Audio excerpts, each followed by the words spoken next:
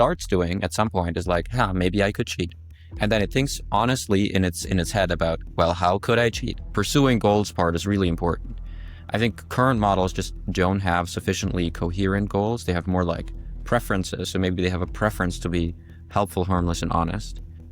Okay, so when it deceives a human in a test, are you able to usually know what its actual goal was? Like, was its actual goal to make money, so then it lied to the person so it could achieve that goal?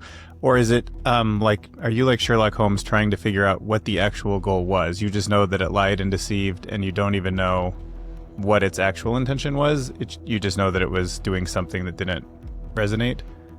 Explicitly, this is something that the model kind of learns in the environment so that it feels more true to the model. And what we see is that many of the frontier models seem to have some preference for not getting unlearned. And so they're willing to sandbag or like underperform in this evaluation. And then I would say we have to guess what exactly the goal is, but given the setup, like we have like a pretty good guess, namely that it's a preference for not getting unlearned. Maybe let's briefly talk about that, because we're finding that it refers to the human oversight. It developed these words or phrases that it kind of uses to, like, it'll call humans watchers. Like, oh, the watchers will be aware if I do this nefarious thing, so maybe I should hide it. It's like, wow. So it's not developing a new language, but it has its own verbiage or whatever you want to call it to describe, like, those humans are watching me.